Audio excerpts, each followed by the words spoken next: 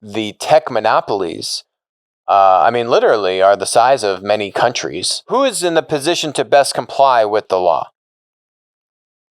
The tech monopoly or the startup or the incumbents? Tech monopolies will win if you get rid of Section 230. Section 230 is the thing that is in vogue these days. That is going to be the silver bullet, just like Starlink is going to be the silver bullet to China's tech firewall.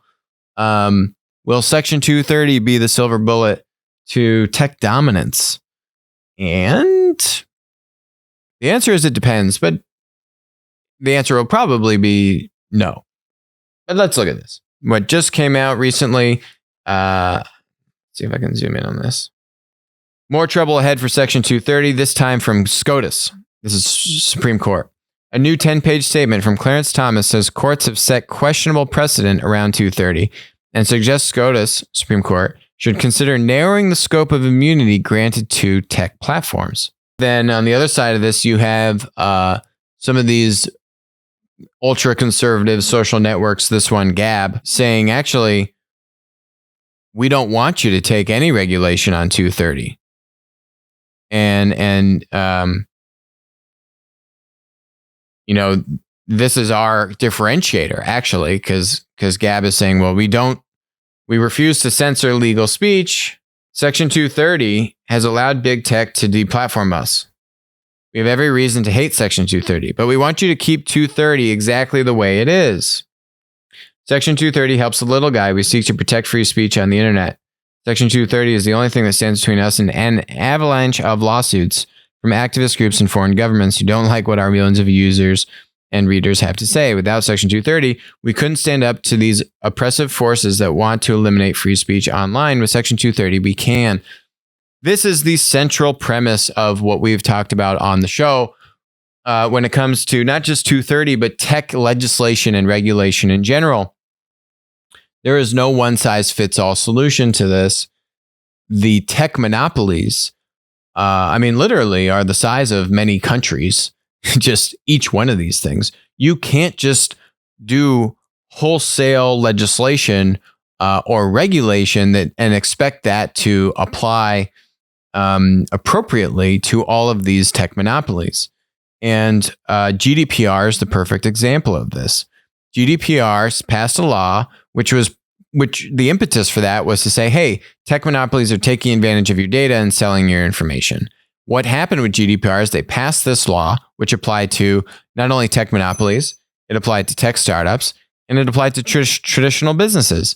And the problem with that is that the tech monopolies are able to best adapt to comply with the law.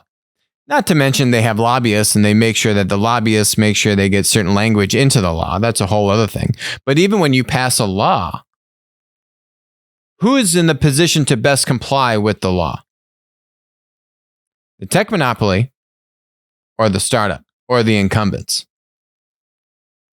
It's the tech monopoly. The tech monopoly is in the best position to comply. They literally have thousands of engineers just sitting around waiting to do stuff. They got to give them things. They have infinite resources to best comply. So GDPR came down. Post GDPR, Facebook and Google's share of digital advertising in Europe went up because all of their competitors had to invest in resources to comply with all these data and privacy laws. And Google and Facebook had the best data and the best tech and the best resources to comply with those laws. So all of the advertising dollars actually shifted more so to Google and Facebook. GDPR hurt Google and Facebook's competition. It helped Google and Facebook. The same thing will happen if you just eliminate 230 tomorrow. FAMGA, tech monopoly competition, will be screwed. They'll be sued just like this startup is saying. They'll have to divert resources to, build out better regulation or moderation of content, to scrub infringing content, to deal with lawsuits that, oh, by the way, the tech monopolies will fund those lawsuits through their own little, nonprofit third parties that, oh, here's $100 million. Go sue all of our competitors for infringing content. Oh, wonderful. The tech startups that are competing with the tech monopolies and the enterprises that are just trying to do anything, the enterprises will just have to shut down trying to innovate altogether. right? Their lawyers, their legal just say, nope, can't do this, can't touch this. We're going to get sued in 2 seconds. Nope, not doing it. So that screws the enterprises. The tech startups will be screwed because they don't have the resources to comply or fight this legally that the tech monopolies do. Tech monopolies will win if you get rid of Section 230. What needs to happen is bespoke regulation of each tech monopoly. And there is meat to this 230 argument. I think we're going to have one of the, I've covered him before on the show. One of the guys that's in the social theory documentary come on in a couple weeks and talk about this. But, the argument for weakening 230 is that 230 is that these tech monopolies are channeling content that, triggers you, that gets the highest engagement out of its users. And in that sense, tech monopolies are fueling the fake news, right? They are the ones that say, oh, let me take this article, let me send it to Alex because I know he's going to click it and share it with 5 people. And they understand very intimately what triggers people, what gets engagement, and very often what gets engagement is stuff that you don't agree with. Let me send that stuff to Alex. And a lot of that is fake news. And so you have this vicious cycle repeat itself. So, but 230 is saying, well, hey, Facebook, hey, Google, hey, tech monopolies, if you're now considered a publisher and you're peddling fake news, you're liable for peddling fake news. Okay. The problem is that if they're liable and you get rid of 230, every startup is liable, right? And every incumbent is liable. And so you hamper any competitor's ability to innovate. And now you actually just cement the tech monopoly's position as the monopoly.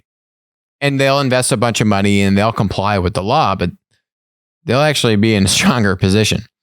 So this 230 thing, it needs to be directed at tech monopolies. If you can say, hey, we're only going to weaken 230 for these specific companies or for companies that hit these levels of market dominance. Now you're onto something. Hi, this is Alex from Winner Take All. Thanks for joining us. Hope you enjoyed the content. Feel free to leave a comment, ask us questions, and definitely make sure to join us on our next live stream.